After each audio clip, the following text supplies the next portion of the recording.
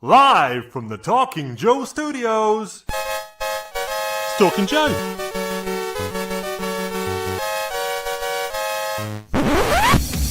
Talking Joe is on the air.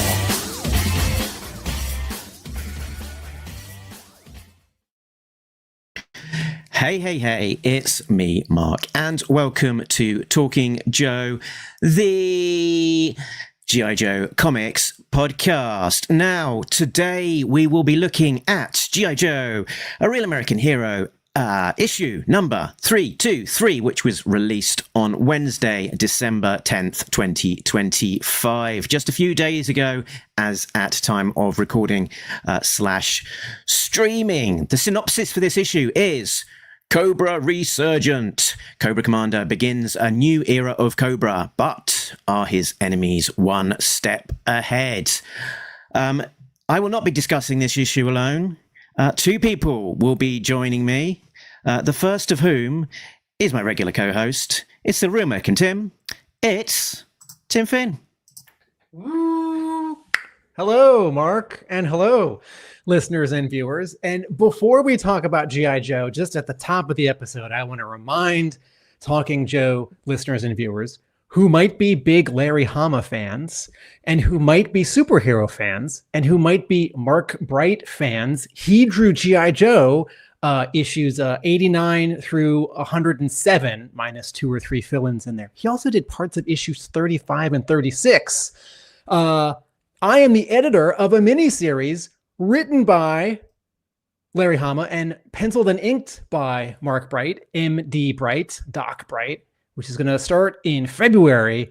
It's coming from Boom Studios. And the reason why I'm mentioning this at the top of the episode is that if you are someone who tells your local comic book store to order you something, if you subscribe to a comic at your shop, the final order cutoff for issue 1 is coming up soon. FOC is Monday, December 22nd. The first issue is 40 pages, and it's great. It's colored by Josh Burcham, who colored a lot of excellent Transformers comics at IDW.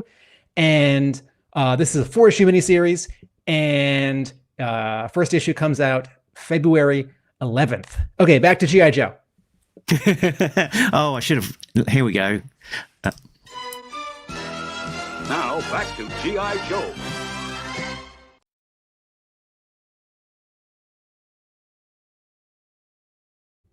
So I did tease that there would be me plus Tim plus one more person. Who could that extra person be? Well, he's very important because he's got his own jingle. Ignore the image on it because I've not updated it, but here he goes. I've made a jingle. I'm going to play it. Peletier's on the art. Peletier's on the art for this issue and for several more. Here we go. He's a glutton for punishment. He's back. It's Paul I can't believe you Pelletier. keep having me back. So I can't believe you keep having me back. Welcome back, Paul Pelletier, penciler of this issue and many other issues of G.I. Joe, A Real American Hero. You are co-regular penciler on this book. You've drawn half of the issues so far. Yeah, And semi-regular host of this podcast. I think with the 324, that's what, 13 issues, I think? Something like that. That's a good run. Yeah. Yeah, not bad at all. Especially nowadays. It doesn't seem like many people have long runs on books nowadays. Paul, what is that bit of art over your right shoulder? This thing here or that thing there? The first one. First one? Yeah. That is an old Power Man page. Let's see. It's from Marvel Comics Presents number 82. This is not something you drew. No. Okay. No, I don't put my own stuff up on the walls. I'm a fan of comic art, so if I pick something up over the years or trade with other artists, that's what goes up on my walls, not my stuff. Okay, I thought maybe this was a page from this issue or the next issue and you're in your studio and your most recent, your fingers are covered in ink. I know you didn't ink this issue, and you spread all of your work out around to see it all. Nope. I mean, I am in my studio, otherwise known as the basement. But no, if I have stuff up on the walls, it's other people's work. Very good. Just a quick reminder, Mark's in England. I'm near Boston. Paul, where are you in right now? Maine. Okay. Yeah. East Coast. The main man. Mark. We're recording live, if that's the right expression. If you are watching live, then feel free to join in with your comments as we go. So, we are gathered here to talk about issue 323, but there is a whole bunch of stuff that has happened in the news, which we can just have a little bit of a cover through. I don't normally share like stuff that I'd sort of buy and get in the post, but I got one cool thing in the last week, which was this. I'm not small, the book is big. This is the IDW Treasury Edition, which is just a bit of a strange, unique, oversized book that reprints issues 1, weirdly 82, which is Weeding Out, which is what that sort of episode where you've got a bunch of Joes and they're sort of put through the paces and they get cut down to a few final Joes, and then the very final issue, 155. So I probably a lot of people don't even realize this exists, but an interesting G.I. Joe comic / artifact. It's weird for another reason. It has a J. Scott Campbell cover, which is the art from his Devil's Due issue 1 cover, right? Mm-hmm. So that sort of looks like it might be a reprint, but it's of the other continuity. IDW also did a Transformers Treasury Edition when the main Transformers book finished and then relaunched as 2 books. So there was a Transformers Treasury Edition that includes the Death of Optimus Prime one-shot. Spoiler, he doesn't die. More Than Meets the, but it's a great issue. He abdicates. More Than Meets the Eye issue 1 and Robots in Disguise issue 1. And actually, folks, if you need that, I have that at Hub Comics. I have that at my store, but it's hiding in the back, so you'd have to ask me special. Cool. So covering up a little bit of any other business, we've got I think this is the final G.I. Joe, A Real American Hero, issue number 1 reprint. Some people are calling this a facsimile edition. And this was a Fan Expo exclusive by Kael Nagu.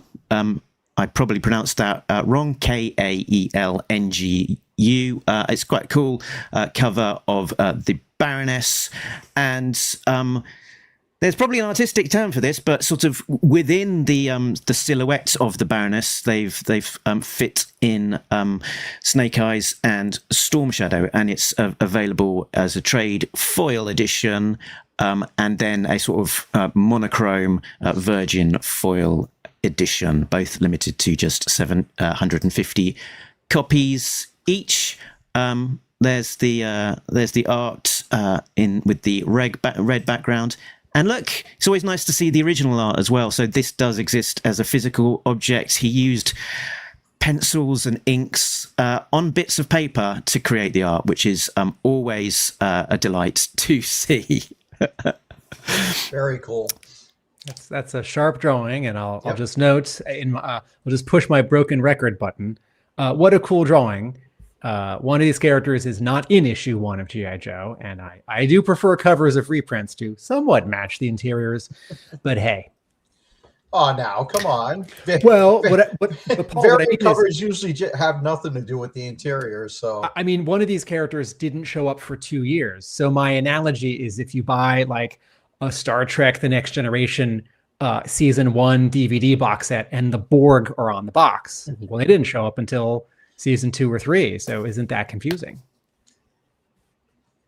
Paul is shrugging his shoulders. I don't know. This does not bother Paul. Yeah. Well, I think I'm just so used to, I mean, half of the variant covers I've had on my issues have nothing to do with the interiors. So, it's, as long as it attracts attention and people want to buy it, I think that's what people, that's what the companies are looking for. But But isn't it a slippery slope? Because couldn't you just put like any G.I. Joe character on it, or like George Washington, or like the Borg, right? If Skybound had the license, like once you start not reflecting the interior, why do you need to reflect the interior at all? But, Yeah, but I think the people love the Baroness. So Well, she is. but she is in the issue, so She we don't is, object to the so- Baroness. Yes, it's the ninja in white who's not on the right, issue. right. Mark, what other news? I was going to say as well that I think I give a pass for characters not appearing in an issue often on variants to some degree, because quite often the artist is asked to provide a cover, not necessarily knowing what will be in the issue, or even potentially not knowing what even issue it will appear on. Whereas this is a reprint of a comic that has been in existence for 44 years at this point almost. So they they do know what they don't know what the issue is about. And not to assume anything, but judging from the picture you had of the artist, the comic might actually be older than he is. So I would not. It's probably true. I would not give the artist a hard time for this choice. I would give an editor or the retailer that's Right. making this choice. Yeah. But I'm just a grump. So I know exactly what you speak of. So I had a bit of a random one up next, which was just the original art to G.I. Joe issue number 6 that someone sort of stumbled across a page that I think via I forget the details now. I'm woefully underprepared on this one. Oh, here we go. It was Brett Carreras on Facebook shared this while repping Larry at NC Comic Con. A really nice guy walked up and asked me if I thought he could get a piece of artwork signed, and he laid out in front of me the original 2-page splash featuring the first full appearance of the October Guard from ARAH number 6 by Trimpy. My jaw hit the floor. I asked him why he was asking if he could get it signed or not. Because I want to sell it. Well, buddy, it's 2-page 1980s double pager. It would be worth up to a lot, but if you're seriously willing to sell it, I am a Joe nut, and I will happily pay you X amount on the spot right now for it. About 10 minutes later, the artwork was mine, and it's already at the custom frame shop. These are the first ARAH interior pages I've ever owned, and I had to share them. That is a fantastic story and a fantastic first G.I. Joe page to add to your collection. And it also is just a strange page as well, because this page was originally drawn with these other characters, the Pravda Patrol, and there is evidence that exists of those of the original photocopied pages that I've just flashing up on the screen, and then they essentially pasted up the page with some amendments, converting them into these new alternate characters, the October Guard, who have gone on to G.I. Joe fame and fortune. So great page, great story, great bit of history just surrounding this page and this story as well. Mark, if I may, I think it may not technically be a paste up. I think it may be a touch up. I think it may be white out redrawn directly on. But a paste up would be drawn on another piece of paper, or perhaps copied, and then that rubber cemented. But the folks, if you're listening, we're looking at this 2-page spread from issue 6 from 1982 of the various vehicles jumping over like a canyon and a ravine, and all of the October Guard heads are very bright white, and all the word balloons are very bright white, and the paper has slightly yellowed, and that to me says everything got whited out of names and faces. No, not necessarily, because you look at the word balloons, they're all pretty white too. So I'm wondering if it's a case of it was redrawn and they used a photostat and they pasted that on top, because that used to happen too. Instead of just whiting out, they would redraw it, do a photostat, and then paste that on top. I mean, the shapes are pretty irregular. Like if we zoom in on the word balloon that's all the way on the left, I feel like that's Yeah. I can sort of zooming in on it on my screen. I can see that there's on the word balloons, most of it looks to be like a whiteout that has been Okay. painted on the page and it's redrawn over. Yeah, it's hard to tell, but without looking at it really closely. But I do know that there have been times in the past where I've had stuff where I had to redraw it. They just use a photostat of the redraw, and then paste that on top of the artwork. I mean, back in the 90s. You mean before scanning and Photoshop? Yeah, back in the 90s when I was working with DC. I would love to know how much this went for. And I can only guess. Yeah, probably not enough. Who knows? He might have made an offer that they couldn't refuse. Look, it's Diana in the chat. Hey, it's Paul. That's awesome. How you been, Paul? I've been working hard. Working hard. I'm halfway through the Mutant Year Zero miniseries for Titan. But I was just talking with Alex Antone a couple days ago about Return to Joe, and we're looking at possibly 329. So might be getting to get going on pencils on G.I. Joe again, probably the end of January. Wow, neat. Wow. What a scoop. Cool. Yep. Very good. Now, also coming out on a monthly basis are the G.I. Joe, a Real American Hero, Larry Hama. I'm saying it wrong. The Hama Files editions. So 4 have been announced, and these look to be monthly. The first of which, issue number 26, was released on November the 26th, and then essentially it looks like we're getting them monthly after that. So next up, 152 on December the 24th, 49, which is the Destro and Mindbender raiding the catacombs to create Serpentor on 49, so that's out end of January. And then most recently solicited was issue number 2, released in February. So they're sort of shooting these issues all over the place, as low as number 2, as high as number 152. So yeah, probably slightly harder to collect. If you're filing these, how do you file them? Numerical, release order. If you're a comic book store, I'm sure it's a complete nightmare ordering these out of order. But yeah, watch out for them. And they come in basically 3 editions. So they've got the reprint of the original cover art. Then there is a Chris Mooneyham variant for each one of these so far, and then there is also a foil variant as well. So that his on screen is the 152 featuring Joe Colton, and the very Joe Kubert-y looking Chris Mooneyham 152 variant, Destro and Mindbender, and the Serpentor Mooneyham variant, and the most recently revealed issue number 2 with a giant close-up of Quinn with the Joe team reflected in his visor. Another great cover. It's really nice to see that we've got the old, but we've also got the new, which sort of adds a little bit of extra excitement, I think, to this series. Be interesting to know quite how long we get this. Mark, you mentioned that there have been 4 of these. Don't forget there was also issue 21. Yes. So 21, I think, is basically the first of it, but it wasn't branded as the Hama Files, but it very much sort of followed that same release aspect of having that sort of letter reprint. from reprint with on newsprint paper with the letter from Larry in the back and so on. Yeah, that cover reminds me of some of the stuff I had to draw in 322.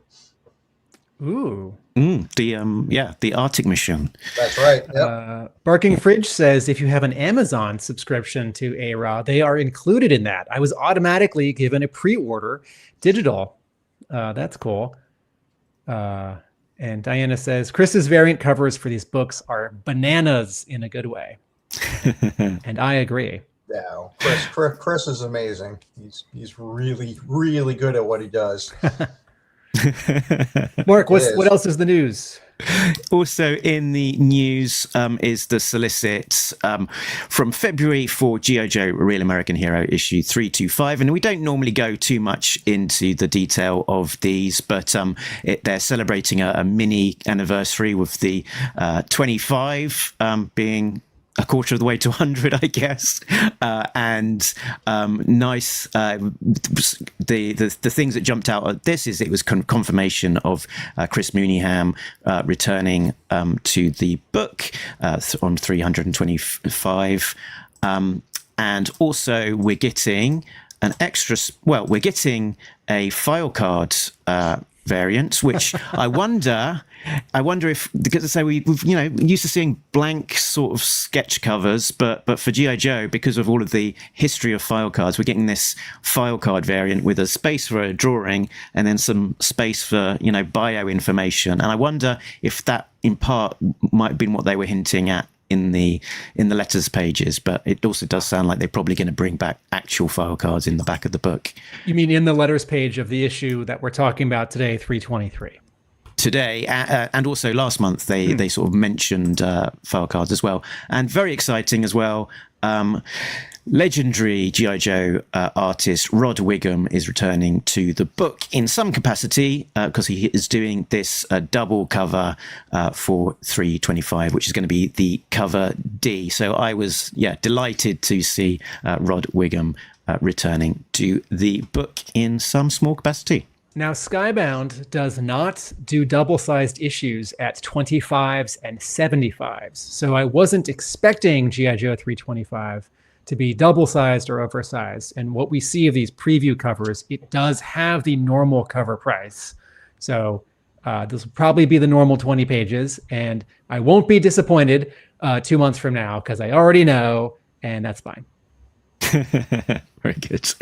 So let's return back to over. Which one am I looking at?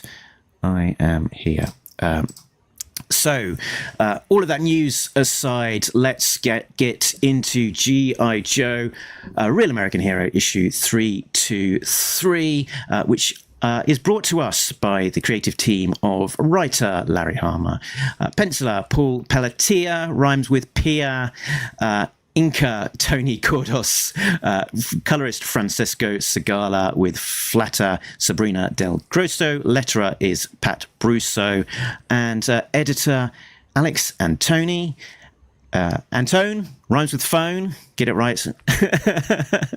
Assistant editor, Caitlin Chappell. Publication design, Jillian Crabb.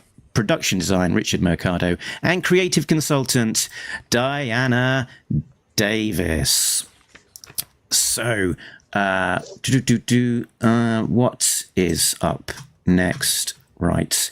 So we will look at the covers. But before we do that, to get into a palette cleanser and get into the mood for this extra special issue, let's have a little jingle that I prepared earlier.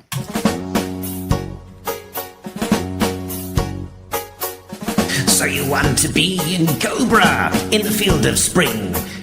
Can you be neglected for 100 issues? Tell me just one thing. Can you hide in disguise like a Crimson Guard spy if you need to? That's tough. Can you bomb? Can you thieve? Can you fake? Can you deceive if you need to? Well, you might as well quit if you haven't got it. So you want to be a dreadnought? Can you pass the test? I can tell if you've got it in you. I've trained with the best. When you work and you sweat and you best cause you trained with buzzer. Sing.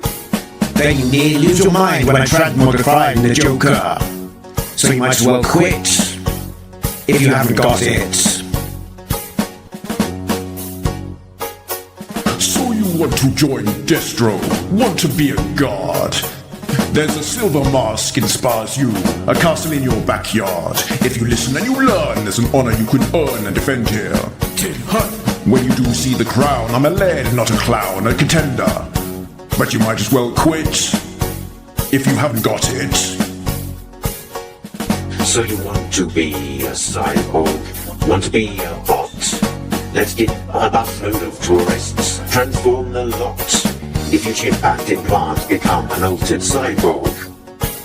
and send back home when the time is right. We'll activate their dormant combat chips, but you might as well quit if you haven't got it.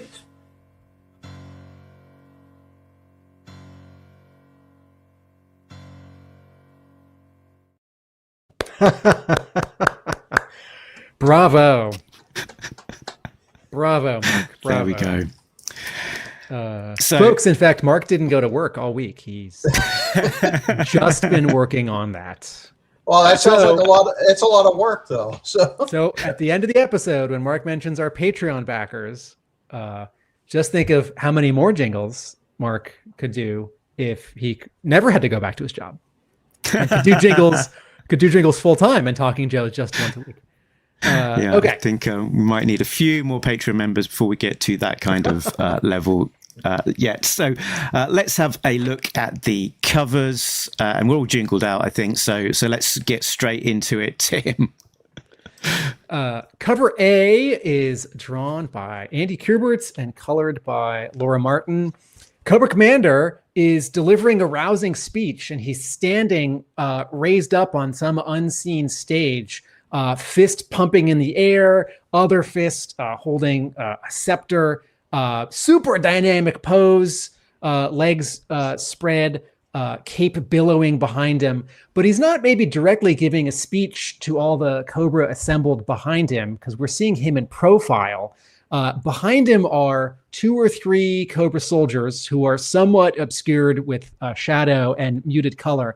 And then, very exciting, for the first time in a long time, we see a whole bunch of one-of-a-kind Cobra agents. We see Firefly, we see Copperhead, Crystal Ball, Scrap Iron, the 3rd G.I. Joe figure I ever bought. Scrap Iron, I just need to say it again because I can't believe Scrap Iron is on a cover. Is this his first cover, except for that John Royal variant at IDW in the 270s?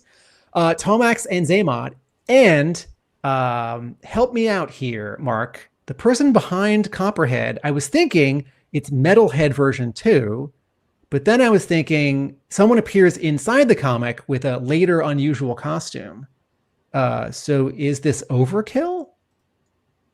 It is. It's overkill. And I think a few people were a little bit thrown by the appearance of this character on the cover, as did Barking Fridge. He has appeared just once before in the pages of A Real American Hero using this design, which was in, I've got it written down here somewhere, issue 285, which was during the Murder by Assassination arc. So this is the character design, and this particular page that I'm showing on screen is from Andrew Griffith, who designed this update to Overkill, because it's an unusual design. We are more used to seeing Overkill from the comics. So when he appeared originally, in the comics from Devil's Due era, when he was sort of the Saw Viper transformed, or from the toys, where he had a couple of different appearances. Initially, he was like a sort of kind of neon, sort of semi-transparent kind of super bat. And then in the later Spy Troops era, like 2003, he was sort of reinvented with this sort of like super Cobra infantry kind of look with the red scarf. I think that's the version I drew inside the comic. So yes. Yeah. And he has an episode all to himself in the final season of Deke G.I. Joe cartoons, which aired in the fall of 1991, called The Eliminator, where Overkill gets upgraded, and it's hilarious. But it is that sort of neon translucent bat version. And the version here is that we see, the toy that Mark just flashed on screen and that Paul has drawn inside the issue has a red bandana around its nose and mouth, and wrapping all the way around, sort of acting both like a bandana and also a little bit like a scarf. Okay, the cover, Well, and then I was going to say one thing. The funny thing about the not about this cover, but in general, I'm friends with Laura Martin. She had colored my work on some negation stuff at CrossGen. So I was at Heroes Con last year, and she came up to the table, and we were saying hi, catching up a little bit. And I said, "Well, you're doing a really nice job coloring these G.I. Joe covers." And she goes, "Oh, I didn't know you picked up G.I. Joe." I said, "I'm drawing the book, Laura." She goes, "Oh, you are?" So yeah, look. So she didn't even know I was drawing the comics that she was coloring the covers for. So I thought that was pretty funny. and then Diana says Andrew took elements from a few toys when he came up with that one, referring to the Overkill design 4 years ago. I gave him a bunch of reference, and he meshed what he liked. One last note on Laura Martin's colors on this cover, on top of Andy Kubert's inks. There's a backdrop, which is a Cobra banner with the Cobra logo, and it's red and a dark orange. And this is a very exciting cover, and might have just moved into the front position for my favorite Andy Kubert cover of this 2-year run so far, because so thrilled to see all these bad guys like this. And I was just put in mind a little bit of some of the other kind of red covers with a sort of bluish character in the foreground. I think there's a Spider-Man cover similar to that, but also this Fantastic Four one, 262, The Trial of Reed Richards, which is a bit of an iconic cover of a main central figure with heads in the background. So, yeah. Cover B is Andy Kubert's inks only. Gorgeous. He just always has a really dramatic sense of light. Look at how evil Crystal Ball looks there on the bottom right. Also, I just want to point out, all of these Cobra agents, even though they're just standing there during Cobra Commander's speech, they all have slightly different body language, right? Firefly's leaning to one side. Copperhead is sort of hunched forward with his arms folded. Tomex and Zaymount look a little bit proud, a little bit of their chests puffed out. Crystal Ball's tilting his head forward so his face is in shadow, and Scrap Iron is doing a version of that, but a little bit sort of like hiding his neck in his collar, like he's gritting his teeth. Very cool and subtle. You can also, on this black and white version, you can see that Andy Kubert has done the greys on Firefly's mask here, so it's not just black and white. Yeah, fun to see.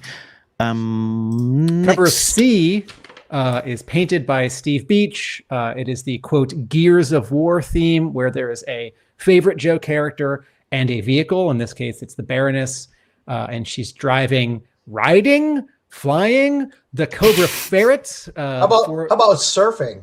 She could be surfing. It's a... she seems to have just gone up a small hill that we don't see, and she's airborne. She's holding a pistol in one hand, and she's sort of riding up on it the way that you do when your bike or ATV sort of hits a jump. The background is all white, but it's not just a flat white. It is a glowing white that really informs all the highlights on Baroness, her hair, her skin, her costume, and the ferret. A really nicely painted image, and the first time we've seen a ferret in a long time. I think Diana said that for these Gears of War covers that they sort of picked out the characters and asked her for some suggestions on vehicles to pair up with them. So I think we can thank Diana for some of the vehicle suggestions that were used on these. And that last one was the 1 in 10 ratio variant. So your store has to order in any combination at least 10 copies of A and B in order to be able to order one of these. So we've got 2 retailer variants for this particular issue.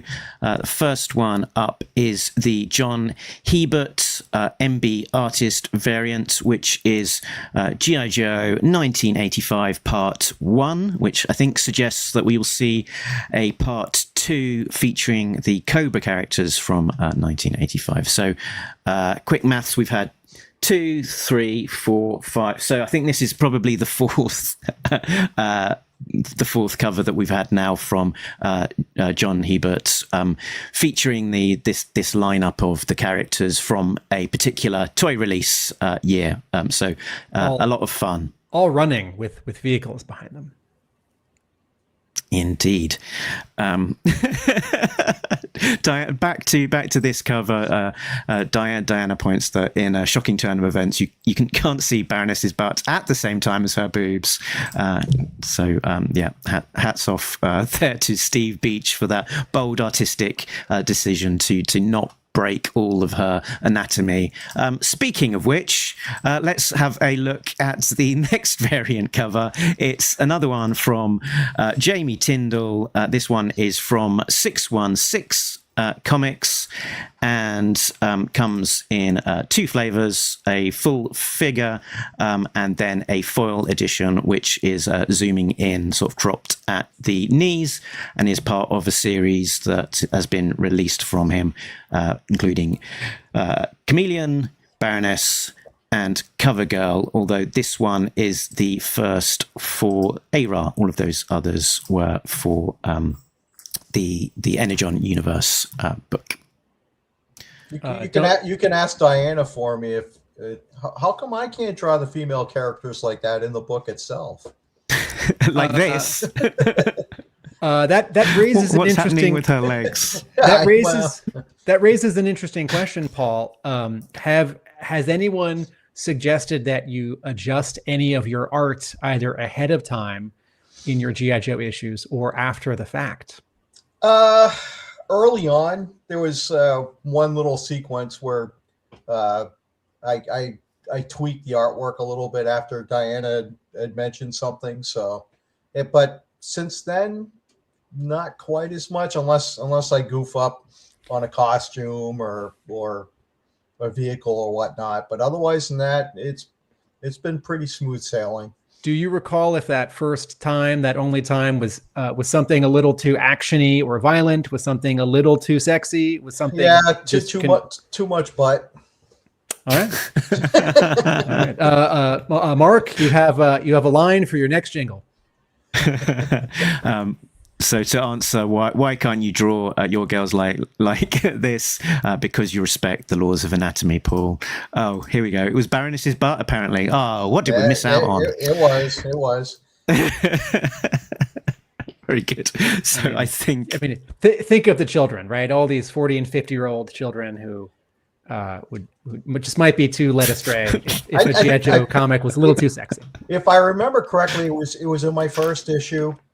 And I ended up drawing a bunch of some wine bottles and glasses to cover up her butt on one sequence. So yeah.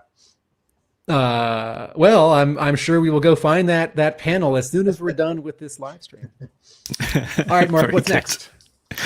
Next up is a plot breakdown where I can reveal what actually happens on the inside of this particular issue. And let's have do you want to be a baddie as our image for this one? So plot breakdown commences now. Plot breakdown. Cobra Commander has escaped from Destro's clutches and is holding a rally in an abandoned movie theater. While Destro is occupying Springfield and Revanche has control of Cobra Island, Cobra Commander still has troops and resources of his own. He gathers some of his neglected underlings to help him regain power. At Daytona Beach, Zartan has gathered the Dreadnoks for a meeting on their future, and when rudely interrupted by another biker gang, Zartan dons a holographic clown disguise and opens a can of whoopass, asserting his authority.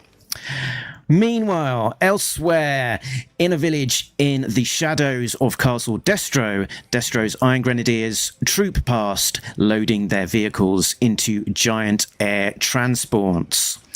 And finally, at Cobra Island, Alpha 001 monologues his plans to use the casino to turn their guests into cyborgs, creating an army of sleepers so that as they return home, they can support plans for global domination by revanche. Paul, I have a question. Okay. You're holding up a copy of this comic book. Did you get that at a comic book store, or is that is that a comp from the publisher? That's comp. Yeah. When do you get your comps? Let's see. I think it's usually about a week or so before the book comes out. A week, week and a half. Neat. All right. That doesn't mean anything. I just like those kinds of nuts and bolts. All right. So that way, yeah, you can attend a Comic-Con with your issues just before they come out, and you can break sales embargo. Yeah, Exactly, I yeah. try not to do that. I try not to. I don't want to. I don't want to screw over any retailers or anything. So yeah, Thank I try you. not to do that. So. I do feel like if the artist or the writer is at a convention and is selling a new comic like this a week early and signing it, I do feel like that's still kind of in the spirit of things. Particularly if it's only like 5 or 10 or 20 copies. Right. If it was, like 100, I might be like, hey. Okay, so Mark, I want to start with my exciting expectations for this issue because my favorite comic book covers are not just Spider-Man swinging through New York City or Batman hunched over on a rooftop in Gotham City, although those are fun. And we don't have to stop doing those. This cover sort of promised me that these characters would definitely show up in this issue. And I can't remember back to Snake Hunt, which is the 10-part story that ran from issue 266 to 275. And the hook was that Hama was going to put every living Joe and Cobra character in that story. And I think he just about pulled it off. But not everyone had a lot to do because it's such a big cast. And so I don't remember if all of these covers, characters specifically did show up in that story and what they did. But Scrap Iron is a favorite of mine, and I love all of these one-of-a-kind Cobra characters that aren't just one more Heat Viper or Night Viper or Viper, because they've all got, on the cartoon, they have different voices, and they can all do very different things, and they can all be pointed in different directions. And some of them are trying to tear Cobra Commander down, and some of them will work with him. Some of them, some of them Hama has not used in such a long time that I forget about them, even though Scrap Iron is one of my favorite characters and my third ever acquired G.I. Joe toy as a kid. So I was thinking, not only are they going to show up here, but they're going to do something. And I bet they'll do a little something, which is a start. And I am satisfied. These characters did show up, do something, and a little something.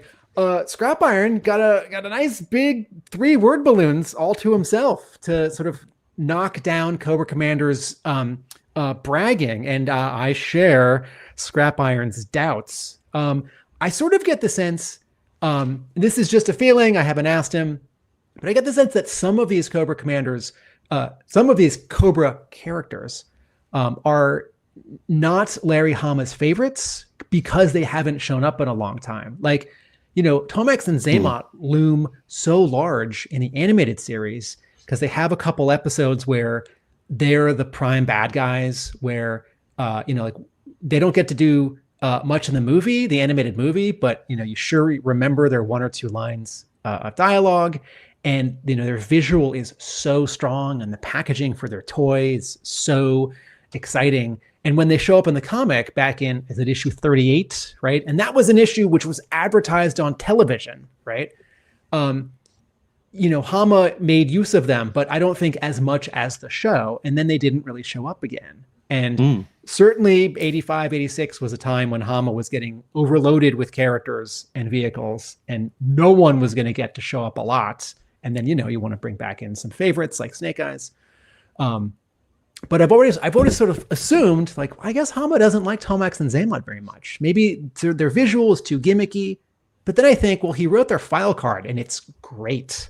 And so I hope that with Hama re-energized in the last 2 years from, Skybound really pushing this book and the working with editorial, that an issue like this and a cover like this is a bit of a new beginning for some of these characters, as we have seen with some Joes in the last few issues. Yeah, I think this issue acts as a little bit of a promise. So it's kind of, it feels like a break issue and a setup issue, and yeah, like promising of what is to come. So like it's very accessible for new readers, of establishing this is the dynamic, these are the four kind of main baddie factions, and this is their status quo, and it's sort of setting up Cobra with all of these named Cobra characters, which we generally haven't seen much of at all very recently. And a lot of these are sort of key favorites of various people, like, Scrap Iron, he's the guy that toy that came out when I was a kid and was my favorite, but and he's a great toy, he's a great design. And I think Cobra and G.I. Joe, there is so many characters and so many of them have such great designs that it's nigh impossible to really give them all the page time, the focus time that they could hold up to. And you sort of see that in the IDW universe when they had the Cobra series and they turned Chuckles into the leading man, who had really only ever been, had a fleeting appearance in the comics and the cartoons up to that point. And also in that same series, they made Tomax and Zaymok kind of the main baddies as well. So again, sort of some really kind of underused characters, but that can fully support being the leads in a series as well. Here's a question for Paul. I just want to set this in time. Paul, we're reading this in early mid-December. Uh-huh. Do you remember when you drew this? And was anything about this issue a rush? Rush as far as? Were you out of time at the end, or did you start sort of later than normal? When did you draw this issue? That's a good question. I'm trying to remember. I could probably try and find out. Let's see. It's probably about 4 months ago. Okay. I would say 3.5, 4 months ago. And did you draw it in a normal amount of time? And was that the thing you were doing that month, or were you doubled up? Yeah. Well, I mean, like I said, originally, I think I was supposed to do up to 320, and then have a break for a while till like 325, 326. And then Alex came to me and said, well, the schedule is kind of messed up, so could you jump on 322, 23, and 24? So, I mean, I didn't have quite as much time as I normally would, but I didn't feel any kind of pressure to speed through anything. So that it was the normal amount of time. And do you pencil? I'm sure we asked you this in your first appearance. Do you pencil a page a day? Yeah. Okay. Yeah, I try to average probably anywhere between 5 and 10 hours a page. Okay. Depending on how much is on it, how many vehicles I have to draw. Now that you have drawn a bunch of issues, Paul, is there a character that you're starting to jive with, or do you have a character who, I hesitate to use the word favorite because that's a very fanish word and you are a professional illustrating a job, and you don't have to be a G.I. Joe fan to draw G.I. Joe. But now that you've been drawing all these costumes and a bunch of new characters, new for you, show up in this issue, are there any that you're sort of, it's more fun to draw? Yeah, I think I like drawing facial expressions. So, and a lot of Joe characters have facial coverings or masks or helmets or whatnot. So I think anytime I get to draw the Dreadnoks, I kind of have fun with those guys. They're just goofy and for me, it's fun to draw, like Zartan and the Dreadnoks. I think anytime they pop up, they're fun. Or this guy we're seeing on screen right now, Scrap Iron, the third G.I. Joe action figure I ever bought. What a cool costume. Also, everyone, just remember the final line of his file card, that he wants to blow up the world. That's why I want Hama to bring Scrap Iron more into the comic, because whether he's working with Cobra Commander or Destro or by himself, that's just a delicious tease for what he could do in a story. He's kind of nuts. See now, your love for him equals. I had a couple fans contact me through my site because Firefly appeared, and they were all excited about that. So this is a good segue. Their own favorites. Mark, can you remind me? Have we seen Firefly since 250? Since issue 250? So, folks. Dawn of the Arashikage was a story arc. There was a different artist and a different color artist, and it was from 246 to 250. 250 was oversized, not double-sized, and it was promoting Dawn as the new big character, and Firefly shows up in the story, and he's forgiven. And Mark, remind me. He gets away, and you and I have sort of talked about how there's a lot of closure for him in this story. So remind me and us. Yeah, I guess this arc was sort of really Dawn versus Firefly, and as you say, there's a kind of closure in that she doesn't kill him essentially, but I think the last we see of them is Zartan here disguised as the Soft Master, sort of tackling him, and them falling together off of a bridge, off of this train bridge into water below. And we have seen Zartan since. So we know that he survived, but I don't believe that we saw Firefly since this last appearance. So we might, surmise that he survived, but haven't seen him. So it's a fair old length between when we saw him last in 250 to where we are now, because that's almost 75-ish issues. Convert that into years, plus a year that they weren't publishing issues between publishers. And then when he shows up in that story arc, he's not working for Cobra. He's sort of working for himself. The reason why I ask is I want to reestablish, and anything can happen in 5 years.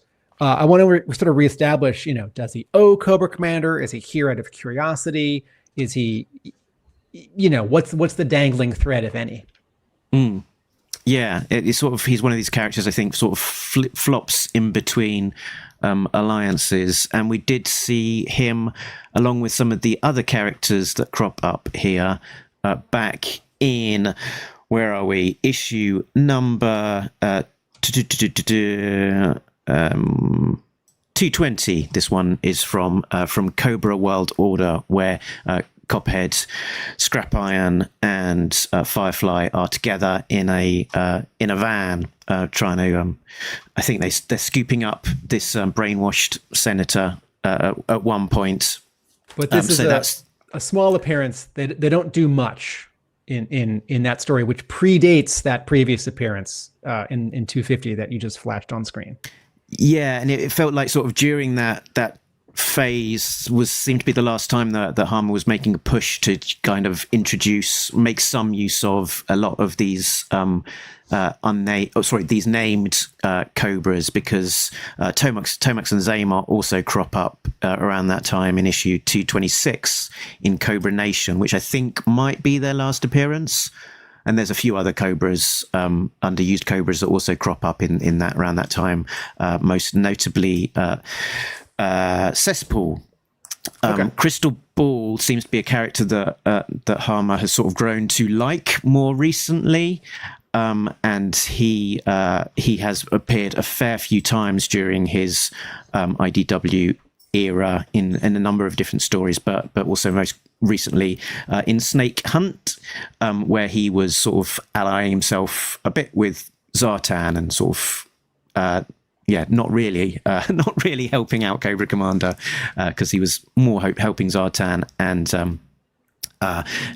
to a degree the Joes. One of the interesting / notable appearances that we've not seen for a little while as well was Major Blood.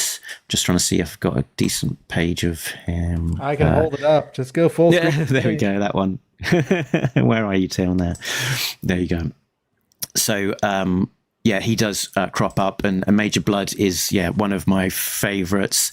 He did crop up in 280, but that was a flashback story back to an untold tale. Before that, the last time we saw Major Blood was in that 2-part story, sort of in the jungle, where he was sort of helping a kind of dictator. And that was all the way back in issue 191. So that is like a really long time to not see such a significant character. So I was really pleased to see him make an appearance as well.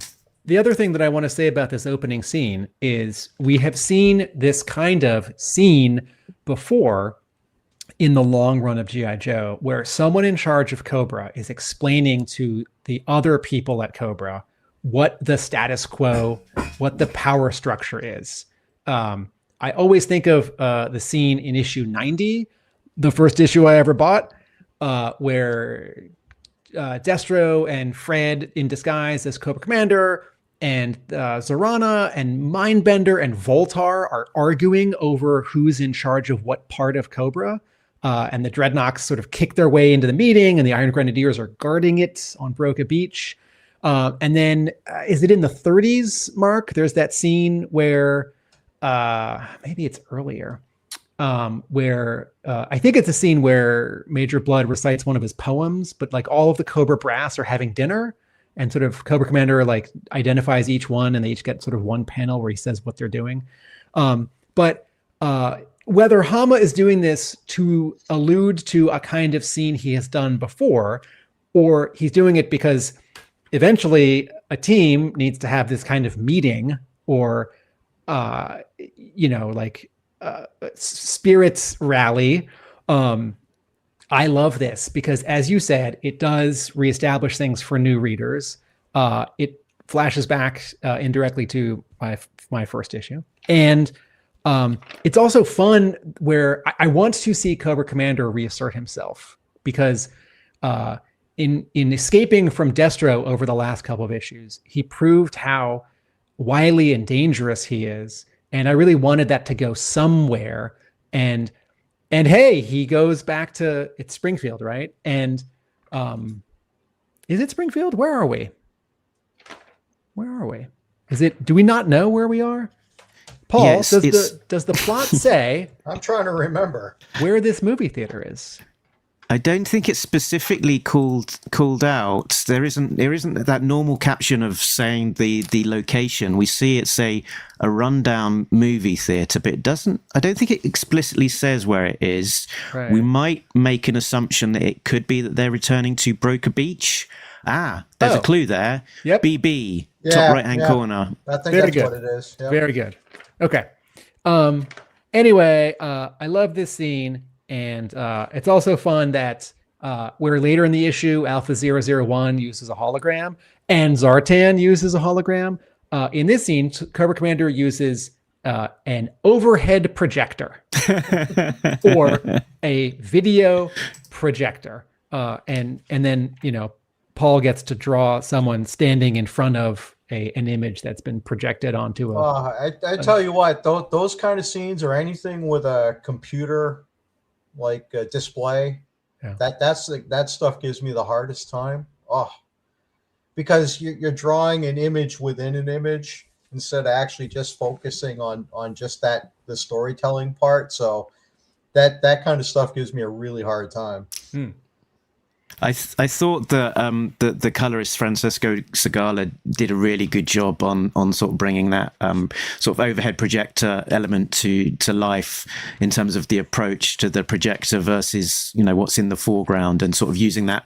He's got kind of a slightly offset of the color versus the line art, which kind of helps kind of visualize that, yeah, this isn't quite a, this isn't just a bunch of stuff in the background. Well, the weird thing is I don't know if that's what he did or if it's just the way it printed, because it looks like everything is a little offset with these first few pages. I do see in all these projections, all of the outlines are printed as like a dark brown or a dark purple and not a black, which sets them back further. Right. And then he does something really unusual, and that is that sort of the backdrop. I mean, it makes sense because on page 2, it's a giant Cobra logo. But on pages 4 and 5, as Cobra Commander is speaking, the background behind him is this really bold red, which is just gorgeous. It might literally be referring back to that backdrop that's behind the screen. It might just sort of emotionally be an exciting color that contrasts with Cobra Commander's blue, and then since he's yelling and pumping his fist, it's to get us excited, and it looks great. So this, I guess, my sort of high level. Oh, here we go. Diana confirms for us. Larry's plot calls for it to be main drag, broker, beach. So yeah, sort of my takeaway from this is the kind of the most interesting thing for me is kind of almost the story beyond seeing all of these characters again, which is a lot of fun.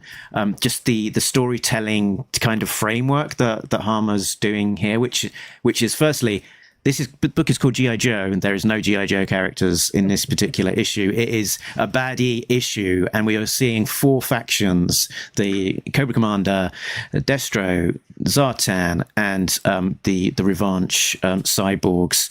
And we're getting this is a 20-page issue. We're getting 5 pages per faction, and so it feels like Hama, for each of these issues, he seems to be trying to create a kind of a storytelling limitation almost for himself that he has to kind of figure his way around. So like in the last issue, you had the mirroring snow and desert story, and we've had all female issues, we've had all splash page issues, and so it feels like almost with all of these issues, Hama is trying to do something different and subtle enough that on the surface look you might not even notice what he's doing, but yeah, I think he's trying to add a little bit of fun for himself in terms of how he's approaching these issues, but also for a reader, sort of if you notice them, it's a lot of fun. And my question at the end of this, Paul, for you is,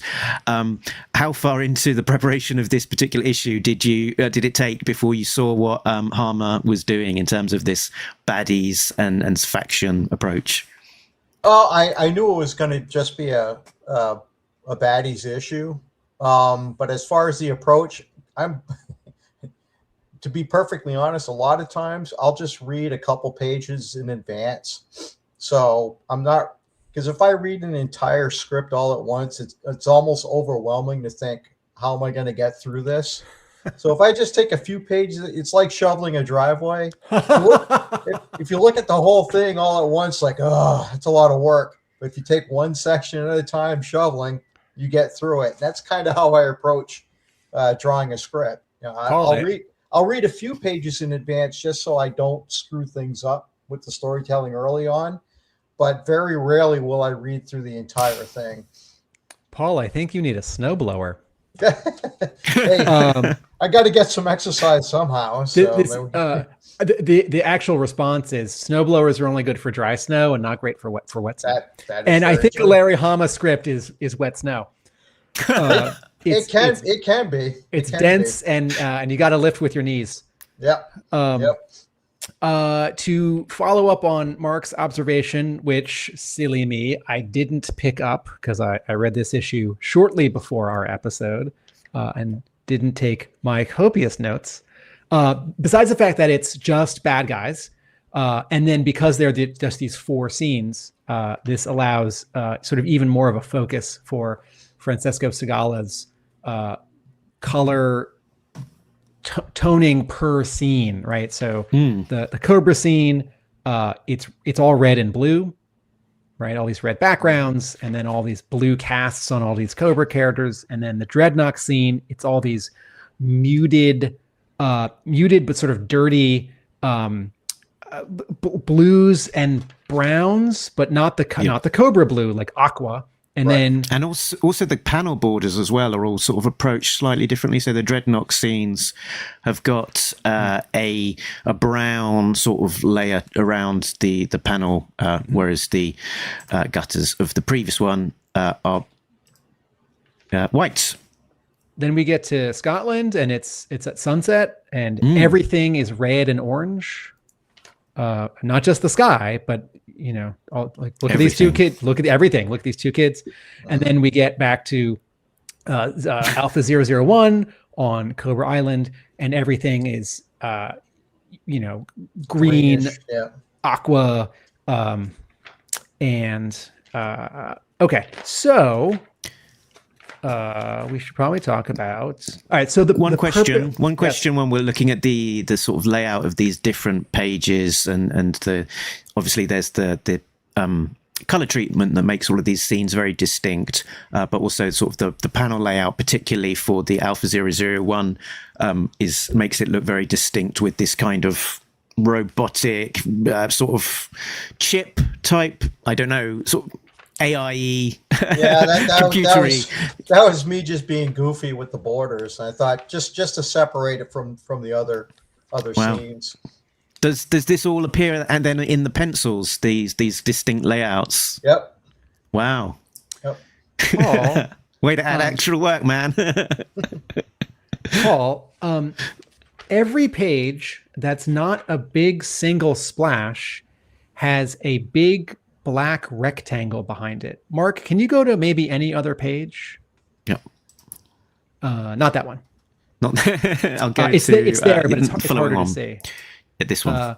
Yeah, and I just wanted to ask you about this. That these three panels are sort of sitting in front of this slightly narrow black rectangle. Was this your idea? Is this something you're picking up from Mooneyham's pages? Quite honestly, I don't know if it's something that's happening in the printing, or if when Tony turns in his scans, if the thresholds are too high or too low. Well, can you? I've noticed in print a lot of the blacks are being lost. Like Tony's ink line team seems to get really thin. So I thought maybe if I threw more black on the page, that maybe things would pop a little more. Oh, and that's the main reason why I was doing that. Okay, because everything in the final print looked a little weak compared to what I was seeing on screen. So I don't know if it really made a difference. To my eyes, the line work is still really thin in print compared to what, like, when you look at what Tony was doing on screen. It looks fine, but for some reason, the translation when it's printed, for me, it's not holding up as well.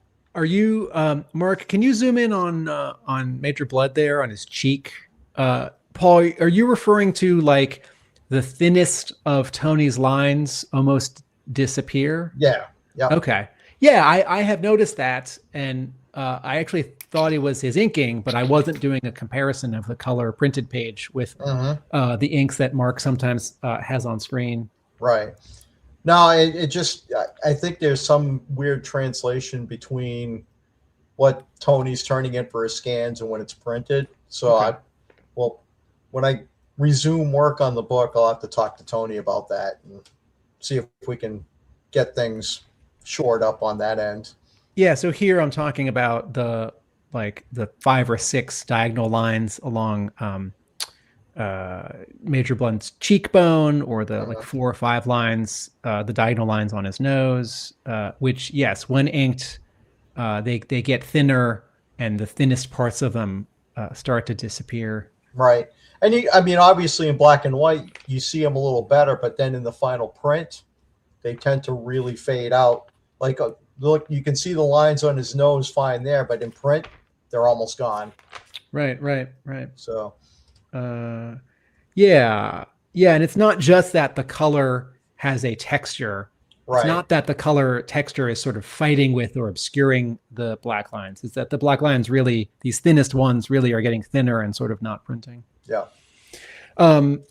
Mark, you have anything else you want to say about this? Let's move to the Dreadnought scene, right? So the Dreadnought scene, sort of the big picture of it is that it is a way for Zartan to assert his dominance, because he says we need to stick together, and then they're not sure, and then he kills someone, and not them, and then the Dreadnoughts think, yes, we will stick together. And you and I, Mark, have pointed out a few times over the years where, for a long time, Cobra is less, or the Dreadnoughts. One of the antagonist factions is less destructive, less murderous, maybe less effective. And then every so often, Hama will write a scene where, like, Cobra Commander pulls out a gun and he's got two hostages in the trunk of a car, and he just walks up to the car and shoots the trunk and walks away. And you think, oh, right, he's not just like a supervillain, like Darth Vader.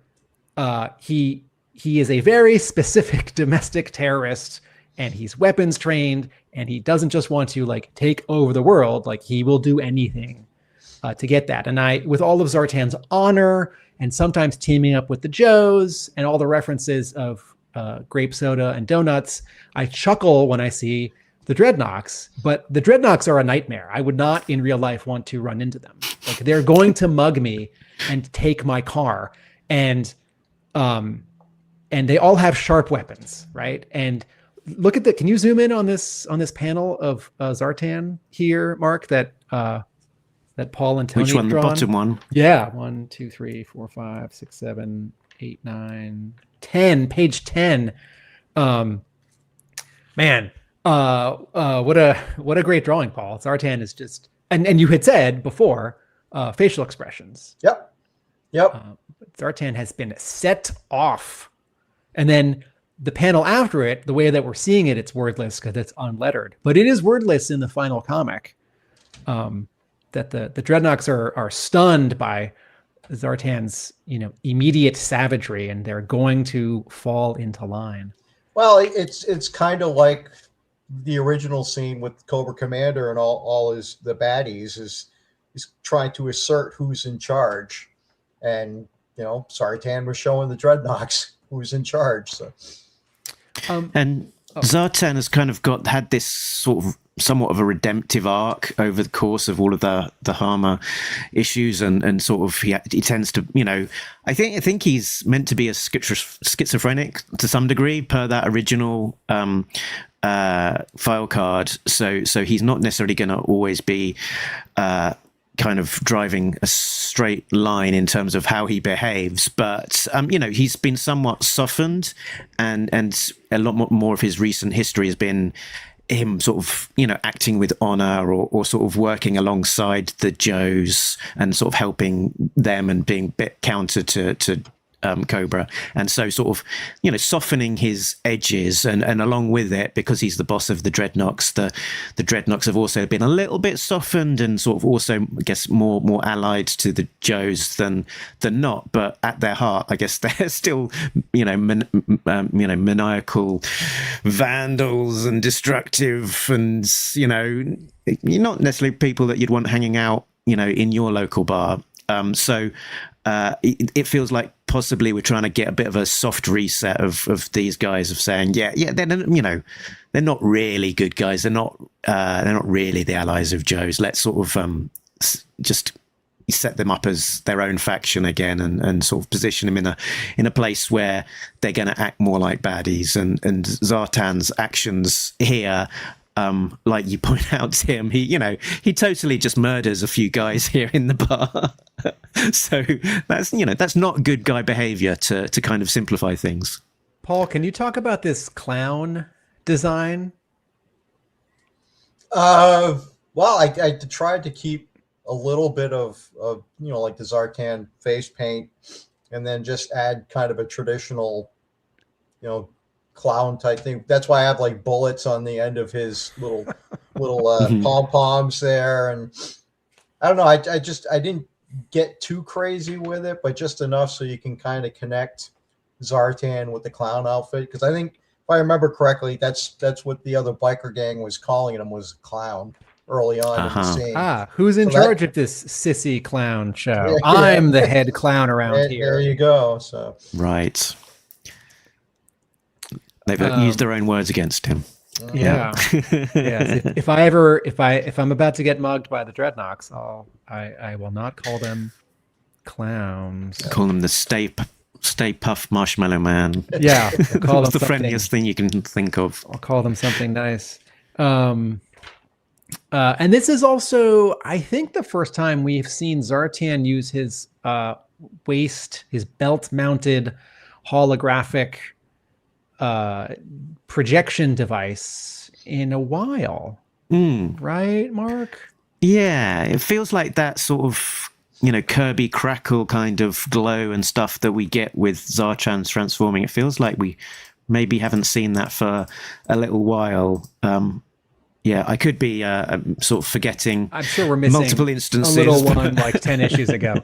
So just, I sometimes forget that the action figure, the Zartan toy, has this color change where the plastic goes from like Caucasian to this blue in sunlight, and it's just a gimmick, and it doesn't have a great story explanation in terms of the toy. And the cartoon invents an explanation, like, well, he doesn't like sunlight, and it robs me of my camouflage ability, whatever that means, right? It just hurts, right? But it's not like, well, he was experimented on, or I'm skipping Devil's Due, folks. I know that there's some explanation in there. But in the cartoon in 84, he just turns blue when he's in sunlight, just because that is the thing that the toy does. And Mark, correct me if I'm wrong. In the comic, he's never turned blue, and he's never said anything about sun. He just uses his hologram belt to be in a different costume, and then can change his voice, and then he can put one on his bike, so his bike can look like something else. And that's Hama making his own sense, making like a Marvel Comics sense of this fun toy gimmick that is like underexplained. But it's sort of like, all these characters have a thing that they do, right? Like whenever I see Copperhead, going back to the Cobra scene at the beginning or the cover, I want to see him driving the water moccasin. And it'd be okay if he's driving a land vehicle. He definitely shouldn't fly a plane. But and I don't need a scene where, like, if Broca Beach is in New Jersey, we think, like, and that's the beach, right? I don't need to see a water moccasin like parked at the pier or something. But the next time we see Copperhead, I'd like to see him driving his vehicle. Next time we see Scrap Iron, I'd like to see him with his little missile launcher, because it's so cool, right? And you sort of forget that Zartan can do a thing if he's not doing it all the time in the comics. Although, to be fair, when you put that flashback for issue 250 on screen a few minutes ago, Zartan is appearing as the Softmaster and is definitely using this thing. He's not changing costume. He's not using like a Mission Impossible mask. He's just doing the voice. Hey, are we at the halfway point? Is it time for me to? Can you get that slide ready, Mark? Listeners and viewers, I have to interrupt. I have to interrupt this episode of Talking Joe to remind you that I have a comic book coming out that I was working on for more than 10 years, and it's written by Larry Hama and it's drawn by M.D. Bright, and it's a superhero story. And ask your comic book store for The Center Holds. It's coming out in February, and they can order issue 1 right now. Okay, back to Talking Joe. I just noticed looking at this page that Zartan's Kirby Crackle there on his transformation compared to the color art is a little bit more in keeping with how it used to appear in the classic Marvel era, kind of look and feel of that transformation. Here it's little bit more of a white light kind of glow, rather than I guess the harsher kind of black dots as appear in the original line work. I was probably looking back at some of the classic Marvel stuff just to see what it was like when he would change his appearance. Yeah, I reckon so. Yeah. If colorist Francesco Segala wants to create a new look for it, I'm okay with that. If it's a mistake, oh no. All right, so the third quarter of the book is in Scotland, and these two kids are playing ball, and they're in town, and a bunch of Destro Iron Grenadier vehicles go by, and this is where I think, okay, this is a very Larry Hama. I was thinking two things at the same time. I thought, oh, this is a very Larry Hama G.I. Joe scene where all this armament is getting called out. And then I thought, oh, Paul Pelletier, poor series artist Paul Pelletier, who has told us he likes to draw humans and humanoids and like soft things like clothing, and that vehicles are harder. And also, I know that this comic is filled with really weird vehicles that don't look like normal vehicles. Like this tank looks like 3 tanks smashed together and formed a new tank with like extra missiles. And I love seeing them.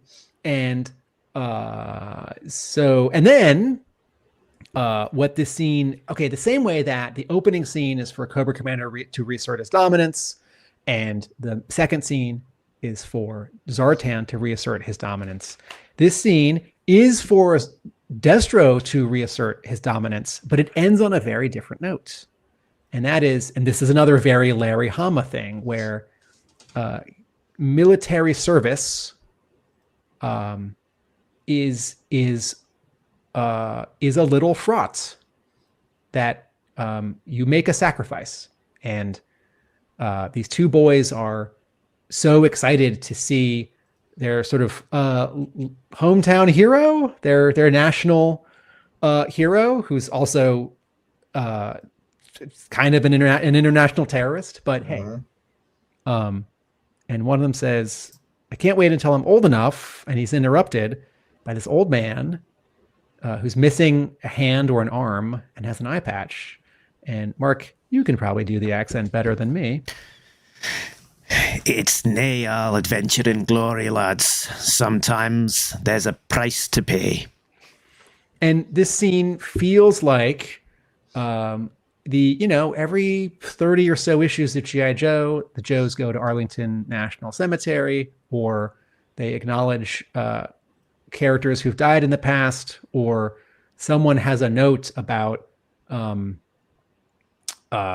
this sacrifice, that you may get hurt, or that no one may know that you did the heroic thing. That goes back to issue 1 of G.I. Joe.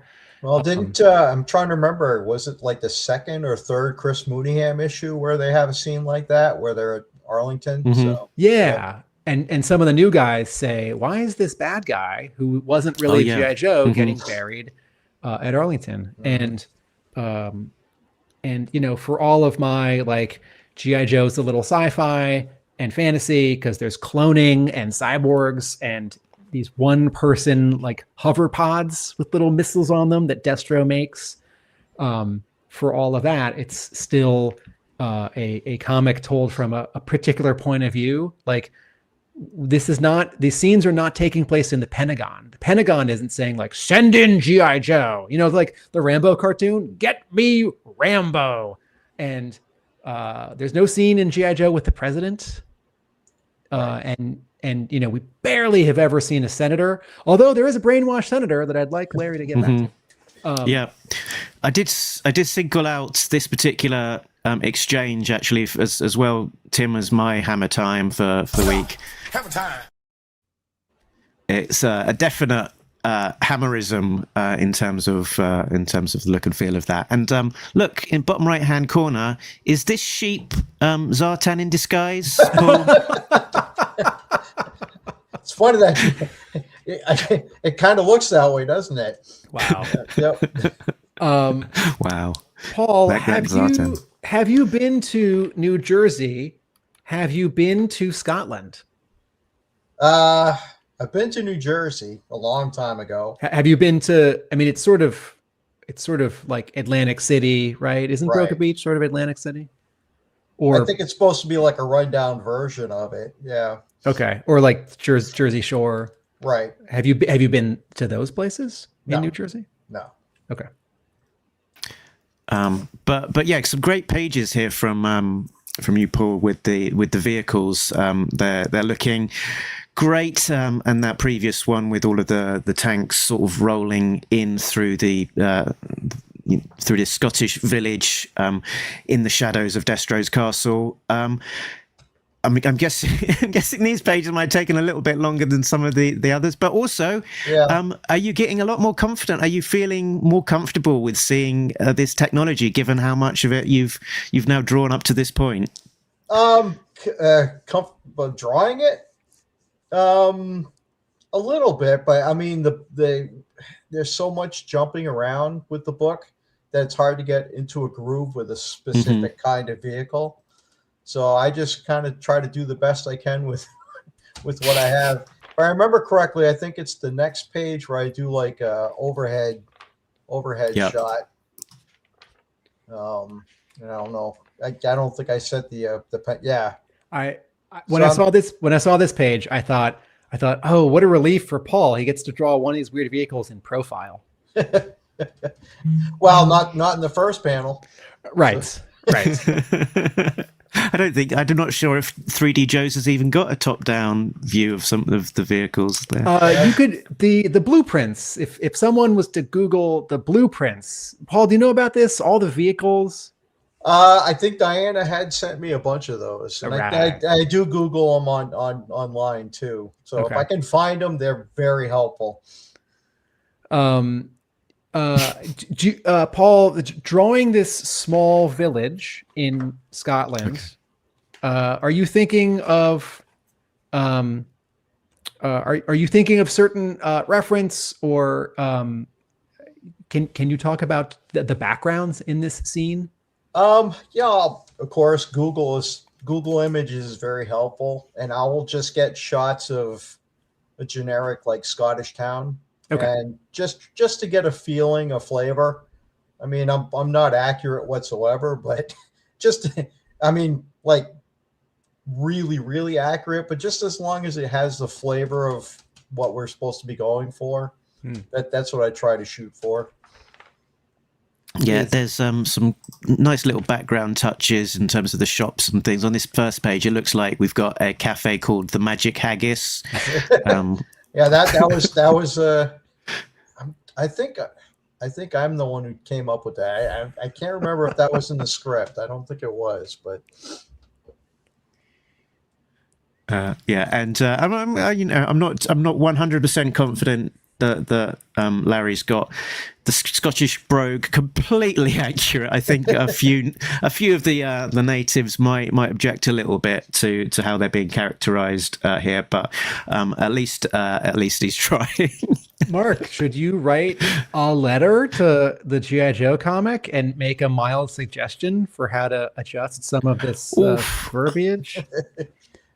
You could say, I'm no expert because I'm in another part over here, but I do think this sentence may have, flowed better if written like this. Well, I don't know. It was the pure dead brilliant, and then it's grand, innit? Gives me chills. It does. I'm not too sure that's how Scottish teens are quite talking these days, but. You know how I think they're talking? Diana points out that the Magic Haggis is a Scottish opera, like the Magic Flutes, but more haggis focused. I'm gonna rewrite this scene very slightly if it wants to be authentic to actual reality. Now, I think these kids might just be looking at their phones and ignoring the parade. So if Hama wants to have them not have phones and look up from their not having phones and see a real thing and react to it, if the dialogue is a little bit off, I'm okay. Yeah, here we go. The rewrite is that the kid's on the phone, not paying any attention, and his dad is going, "Look, laddie, it's a great bloody tank in front of you. Eyes up." Okay, so then we get this final scene. There was a comment earlier, which we didn't read out loud. Greg Augustin said, that's a great looking design. It's a great looking drawing of Alpha 001, Paul. So we've got this final scene. And is this the only splash page in the book? I think it is. That's fun. Well, I think there might have been a couple others, or at least one other in the original script, but for like storytelling purposes, I felt more comfortable breaking it up into panels. Okay. So yes, I do think as writer, Hama does like to include some splash panels, some splash pages, so that his artists can cut loose now and then. And it might even be that capitalist as not just cut loose artistically, but also have a thing to sell. That's a little more exciting. All right, so we're on Cobra Island, and I really appreciated that yellow caption on the top of this page, because I know that Revanche Mark was headquartered in New Jersey, but then also Baton Rouge, Louisiana, yeah. which is not New Jersey, Louisiana. Thank you. And also, Mark, remind me, 2 issues ago, where did Dr. Mindbender get his upgrade? Was that there? That he was at Cobra Island for that one, yeah. Mm-hmm. Okay. But I liked this reminder that Revanche is now situated fully in Cobra Island. I want to. Okay, so this scene is also a little bit of a place. It's not so much for Alpha 001 to assert its dominance, quite like the other 3 scenes. Certainly not like the first 2. It's a little bit more subtle than that, because what happens here is it reveals its plan to us. And the plan is setting up some kind of big stakes, maybe sort of broadly spread out good guy, bad guy conflict if all these tourists who come to the casino are going back home, wherever they're from in America, as like altered cyborg sleeper agents. And that's very exciting to me, because I like a big scale threat like that. I'm a little worried that, you know, the 20-page increments of a monthly series might be a challenge for like the G.I. Joe team, like Hama in his writing. It's like, you know, is this building to issue 350? Is it, you know, going to be like a 5-issue cycle and someone will push a button? It's like, oh, every single sleeper agent who was a regular tourist, like the like chip in their brain just got zapped and they're back to normal. Like I like this setup. It's so big, it might be hard to write and draw. And I'm not saying the team can't do it, but it is less traditional than like a bunch of Joes and a bunch of Cobras with vehicles like meet on a mountainside, or, you know, someone is infiltrating a base. But I want to go back to, because Mark, there was 1 or 2 really key lines of dialogue in the opening scene with Cobra Commander that I want to call out. When he's got the slideshow up, he says, Destro's forces, one more page. Destro's forces never uncovered the secret hangar underneath the hidden airstrip on the north side of Springfield. That was our reserves. And he rattles off all these vehicles that are still there underground. And then, what is it? Does he mention tunnels in Cobra Island? Where's that one? Well,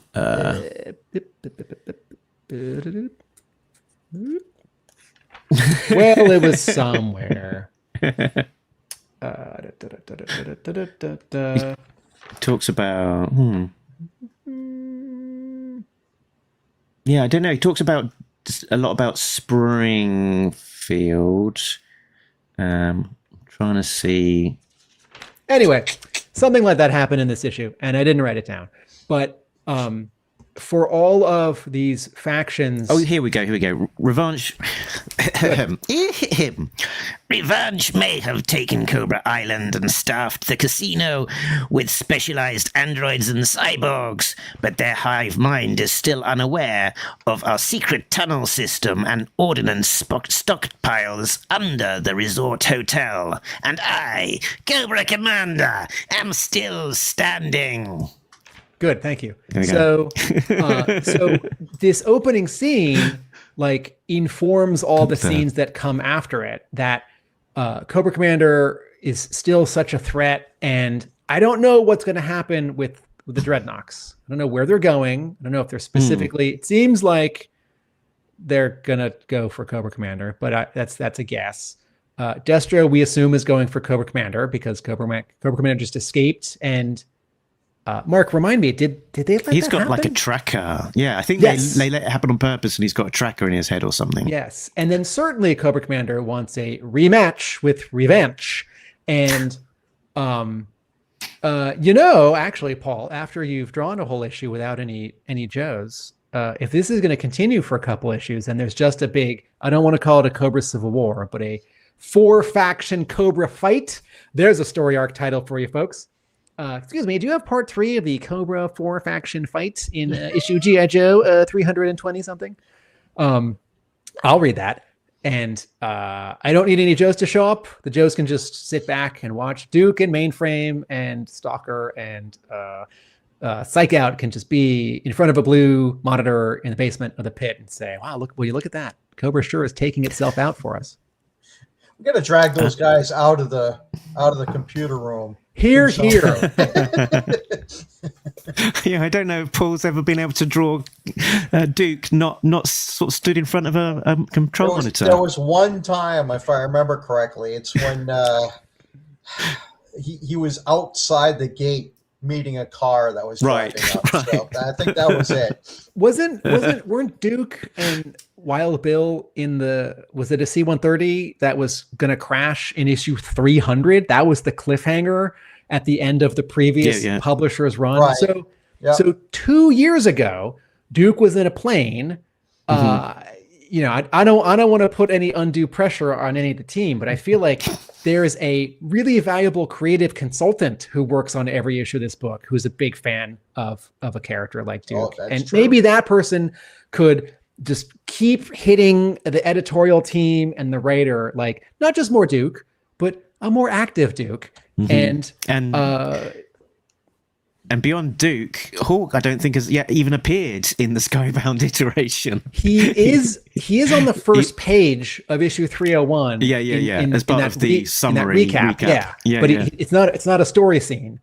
And again, there are a ton of characters, and did I mention how excited I am that ones like Scrap Iron showed up in this very issue? But if the next issue it's Snake Eyes and Dawn and like Helix and like one Joe that we haven't seen in 5 years, and someone's like, awesome, it's downtown.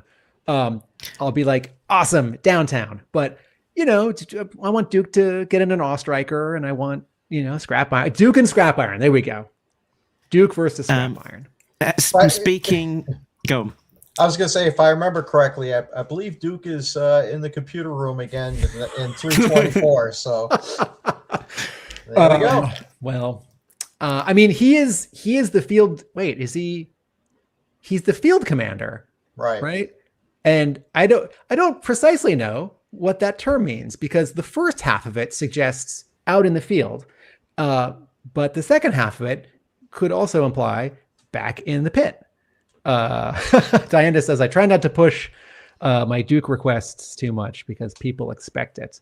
That is, but yeah, as a blonde man, Duke must really be pale after so long without sunlight. I appreciate that the creative consultant on the book is not causing a ruckus with any personal preferences. But the letters page has said a couple issues now. Someone lists some characters that they want to see who we haven't seen in a while, and then they say it'd be great to see them, or I don't want to just give you a list, but it would be great to see these. And then editor 1 and editor 2 have said, no, this is helpful, this is fun.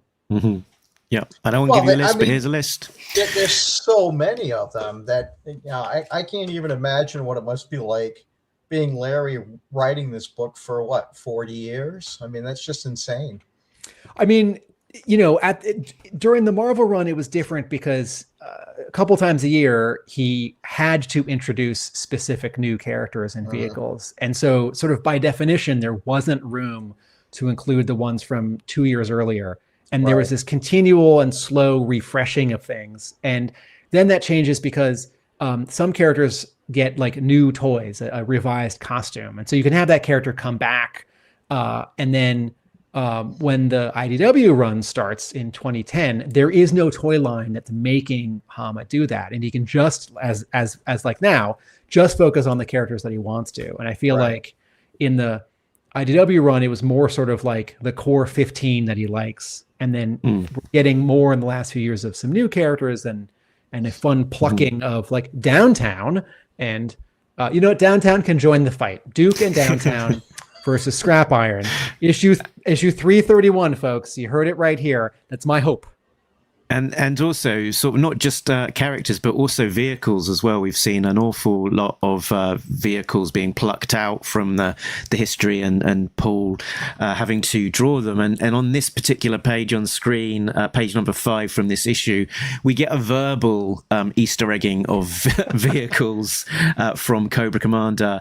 Talk about two squadrons of Rattlers, a squadron of Mambas, Liquidators, Fang 2s, several Stellar Stilettos, 3 Condors, and dozens of Aspids, lining those all up for Paul to draw in the future. And one of those, I was like, what is that? It's Cobra Liquidator, which is just one of those. That's the one with the handle, right? The handle that folds down. I think so. And You've got a fold down handle. Yeah. That's a little toyetic. For my tastes, but hey, some kids are 5 or 10 years younger than me and got into G.I. Joe later, and this is their G.I. Joe. They didn't have the Sky Striker or the Conquest, so or the Rattler or the Night Raven. So good for them. Paul, I have a question about the last page. Okay. Are any of these people you know? No, I just make them up. Okay. Okay. That's where I have fun. It's just drawing different kinds of faces and well, granted they're all kind of vacant and zombie like, but no, that's like I said, I enjoy drawing characters. So any chance I get, and that's why, like I said, with the scene with the Dreadnoks and Zartans, like, oh, I get to have a little bit of fun here. So that's where I get more joy when drawing. And my takeaway from like the end of this issue is that we've got a lot of setup here. And when we looked at the last issue, which was that hot and they're cold, snow and desert issue, we got to the end of it and I was like, is this the end of the story? Are we going to pick up this story next issue, or are we going to never refer to this? Are we going to refer to it 10 issues down the line? Or are we just never going to refer to this mission ever again? And it could be any one of those things for us as G.I. Joe listeners. It could be hot on the heels, or it could just be, no, we're just not going to talk about that mission again. And my thought going into sort of with the end of this one is that we've got a great setup, and Larry in the last iteration at IDW has done some great setup issues, which then have been not necessarily completely followed up. And he does make things up as he goes along, so he hasn't necessarily got a board on his wall with pins and bits of strings tying how he's going to map this out into the future. So my hope is that with this setup of these 4 factions and also seeing all of these great Cobra characters that we've not seen for many years, that it won't be too long before we get a sort of the build on it and sort of follow up what is being set up here. Well, that was kind of the interesting thing with these last 3 issues I did. They're 3 completely different stories. So I mean they're different environments to 3 completely different ones. So it was interesting because I'm sure you've seen the promos and the solicitations for 324. The next one has got Joe's in space. Joe's in space. Exactly. Although but fewer backgrounds in space, right? If you're not on a space station, unless you're going to draw every single star. when I was younger, and sort of who and how someone drew a comic was a mystery to me. And then I got a little older, and I understood that it was a professional's job. I think there were times where I might have thought, well, why would drawing a bunch of different stuff in a row be harder than drawing the same things? It's like, you're just drawing it. It's like, how can it be harder to draw like mountains one month and then like snow or the desert the next month? And maybe an analogy is like music. Like if you know a band and they can play in lots of different styles, if they're playing 3 nights in a row at a venue and it's rock, rock, and rock, they get into a groove. And if the first night it's rock, and then the second night it's like, well, half it's jazz and half it's blues, and then the third night it's like ragtime, but with some rock. At the end of that week, they might be tired in a different way. Certainly not bored. And I imagine it's something like that, Paul. Well, I mean, like, say back when I was doing Aquaman for DC, on a book like that, it takes me a good 4 or 5 issues to really figure out the characters, how I should properly draw them and whatnot, and get to know them more. A book like G.I. Joe, since there's so many characters, so many different story points, and it jumps around so much, it's hard to get a really good rhythm going. On top of the amount of reference that needs to be used, and it's because I've got reams of photocopy paper and files on my computer, just G.I. Joe references, so much of it. It's hard to get a decent rhythm going.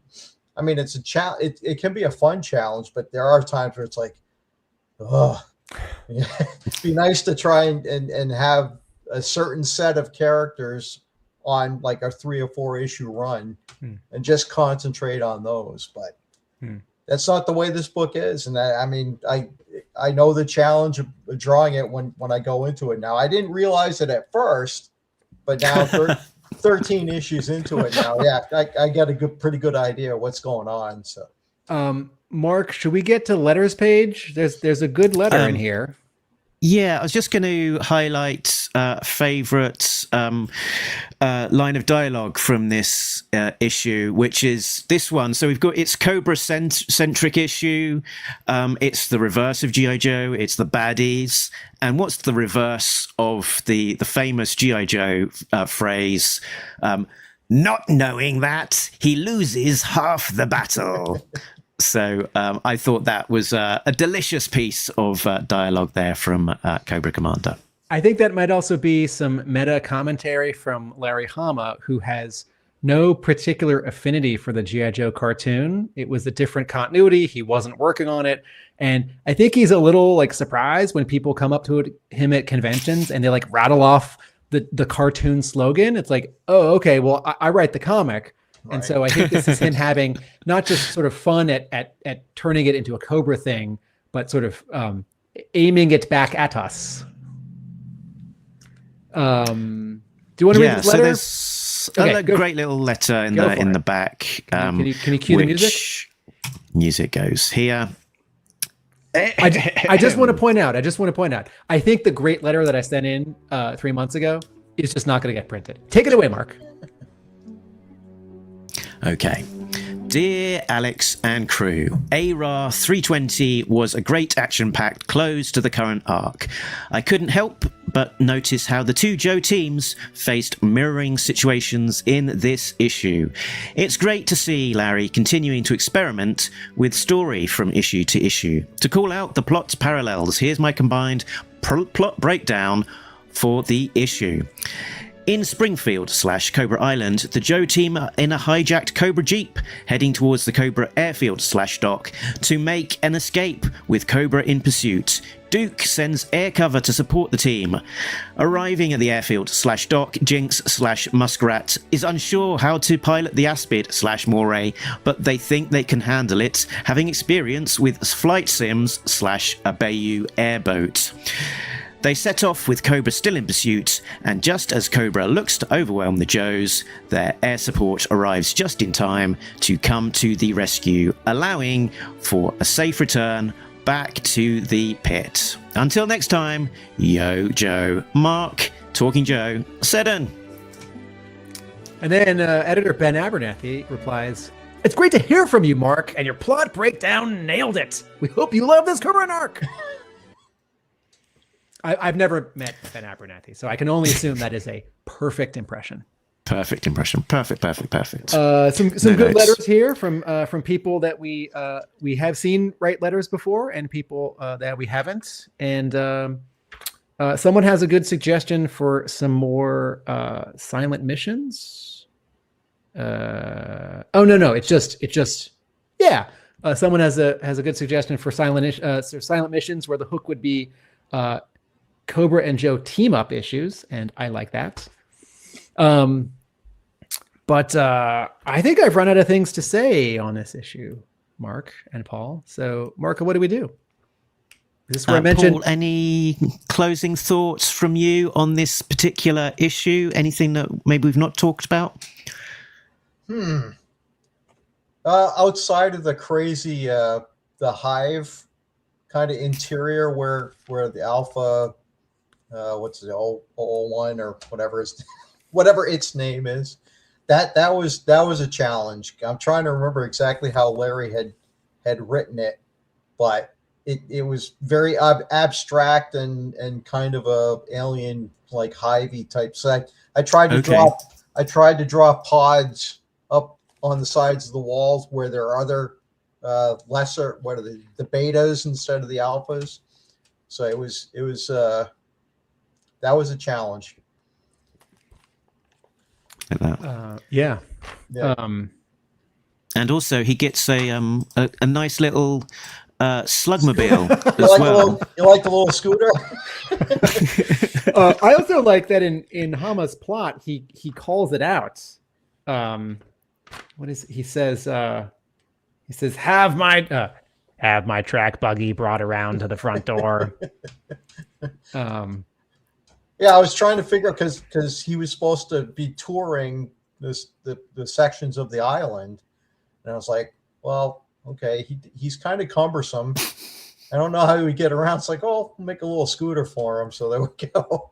While we're looking at this page, folks, I'll just point out something neat that Paul has done here in his storytelling. 1, 2, 3, 4, 5. There are 5 panels on this page, and all 5 of them have a different, quote, camera angle on Alpha 001 taking this tour. So one could draw this scene and it would be kind of boring, where it's sort of the same view of Alpha 001 as like the background is scrolling by like a side scroller video game, and maybe boring's too hard, maybe uniform. But we're far away, we're close up. In 2 of the panels, we're so close up we don't even see the scooter. In one panel, it's looking to the right. A few panels later, it's looking to the left. It's sort of hunching forward.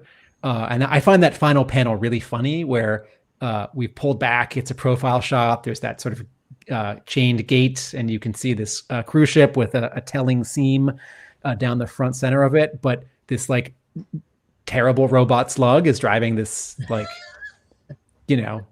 just out for a stroll. Yeah.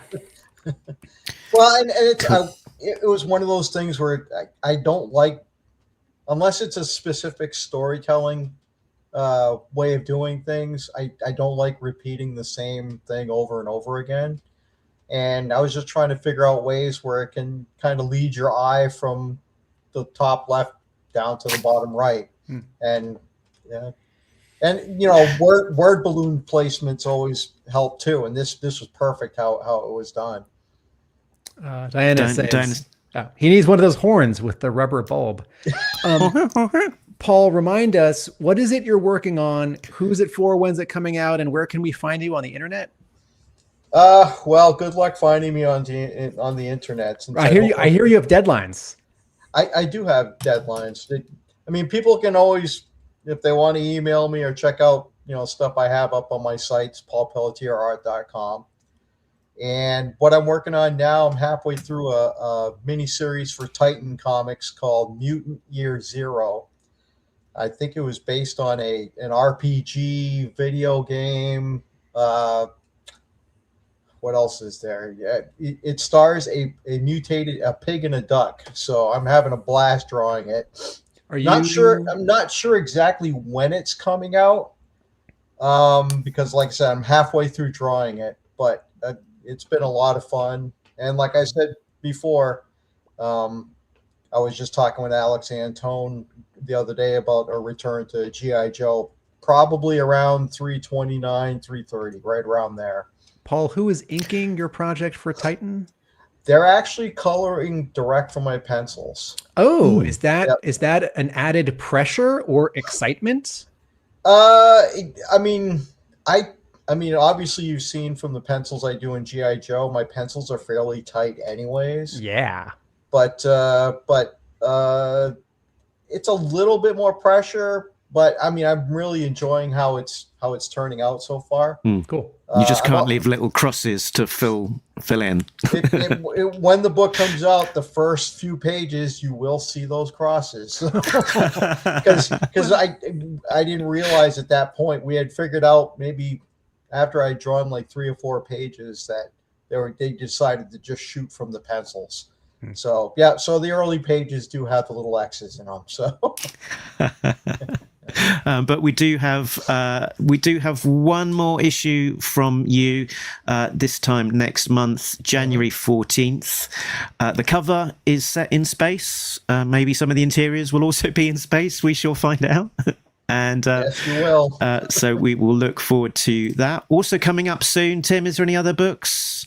Folks, you just got to read this upcoming miniseries written by Larry Hama, Mark Bright, MD Bright's final work in comics. Larry Hama and Mark Bright working together again for the first time since their G.I. Joe run in 1990. I put them back together, and yes, I'm bragging. This is my project, but they own it. Larry and Mark's estate own it. Mark passed away a year and a half ago. And it's superheroes, and it's 4 issues, and it's called The Center Holds. Comes out in February. Ask your comic book store to order it right now. You'll like it. Yeah, I was a fan of Mark's work when he was doing the Power Man and Iron Fist. Oh wow! I really enjoyed his work on that. That's great to hear, Paul. Yeah. And then Mark, this is where you talk about the other comics. Yeah, so also coming up in the world of G.I. Joe from the Energon universe is the next part of the Dreadnought War, issue number 16, out December 17th. That is this coming week as a point of recording. And then 2 weeks after that will be the finale, Dreadnought War part, or what was that, 6? Coming out 5. Okay. Coming out in January the 7th. Yeah, part 5 of 5. Very Road Warrior feel to that stuff. Absolutely. Yep. Absolutely. Yep. And Void Rivals will be out Christmas Eve, December the 24th. So all sorts of fun to enjoy. If you are new to Talking Joe, you can find us over at talkingjoe.co.uk. That is the website that points to all of the places we can be found, such as patreon.com/talkingjoe. Big thanks to Sam, Richard, Bill, Rob, Shane, Simon, Chris, Joe, Craig, Frank D, Shane V2. This one has a giant yellow tractor that he likes to drive about. Maybe. Infinite Entertainment, Patrick, Gary V, and Cole Droff. They're getting early access to content, exclusives, and a Christmas glow in their hearts. We've also got links from Talking Joe to the new merch store on the Facebook group. People have been posting some of the merch as it has been landing, so people are, dressing up with Talking Joe t-shirts. It is wild times. If you would like to wear a t-shirt with a drawing by a G.I. Joe artist of Mark and Tim, your G.I. Joe Comics podcast hosts, you can do that now. Very good. Tim, where can you be found when you are not talking to me and illustrious guests? YouTube channel, Atomic Abe, Hub Comics, my brick and mortar store, and A Real American Book, my G.I. Joe blog. Very good. And as we wrap up, a big thanks to Paul for once again joining us, returning guest, as I say, close to being co-host by this point. Yes. Sooner or later, I'll understand this G.I. Joe universe a little better. So thanks to you guys. It helps out a lot. So very good. Thank you, Paul. Looking forward to your next issue and hopefully more besides that. But before we go, Tim, is there anything that you want to remind the listeners of? There is. I'd like to remind the listeners to read the center holds, and also there we go. No, Nobody Beats Talking Joe, an international podcast. Nobody Beats Center Holds, Tim's actual comic. Laters.